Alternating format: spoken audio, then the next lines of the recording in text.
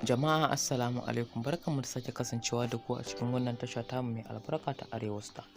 Labarin da zamu kawo muku a yau shine labarin maraya da maƙeri. A wani ɗan ƙaramin ƙauye an yi wani yaro mai suna Musa.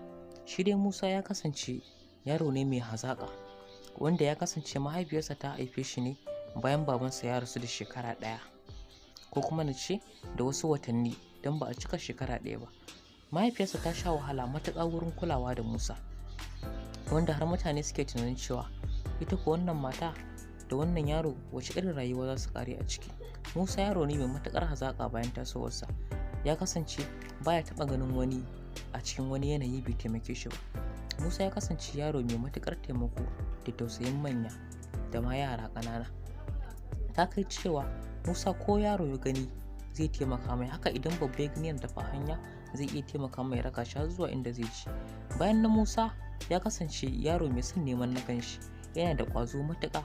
Yakan yi ɗaukan dako da kaya idan an ɗauka, idan an kawo tasha ya kai wa mutane duk inda za su je don su biya shi lada, ya je ya kai wa mahaifiyarsa abin da ya samu.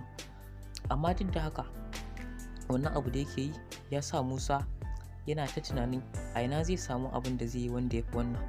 Daga can ɓangaren kuma akwai wani ƙauye na kusa da su, akwai wani maƙeri mai suna Malam Lado.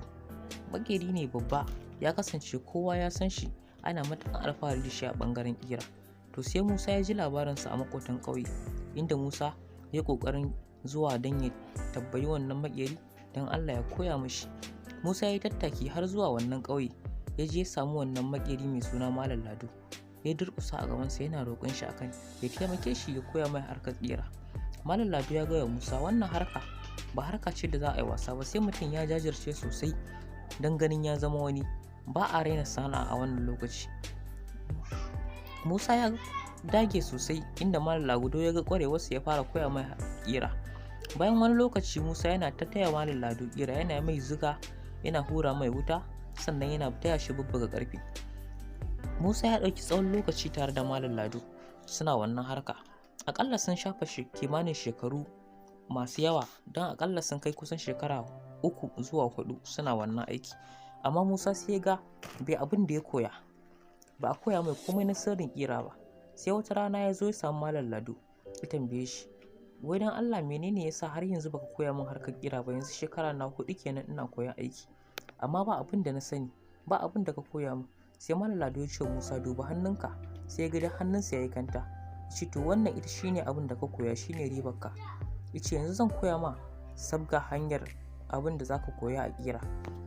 To amma wannan kantar da ka gani a hannunka ita ce nasararka. Jajircewarka da dagewarka shine ya kawo ka wannan mataki. Shi daga nan ya koya mai harkar ƙira, ya koya mai sirrin da yake cikinta, har Musa ya zama wani, ya buɗe wurin ƙirarsa babba wanda ana alfahari a duk yankinsa har maƙotan ƙauye. Ribar wannan labari shine ka jajirce a rayuwa sai ka ga nasara a koda yaushe. Mun gode. Ku kasance tare da mu a wannan tasha mai suna Arewa Star don kawo muku daɗaɗɗen labarai da ma hikayoyi daban-daban. Muna godiya. Kar ku manta ku danna mana alamar subscribing, sannan ku taɓa mana alamar ƙararrawa domin samun sabbin shirye-shiryenmu da zarar mun ɗaura.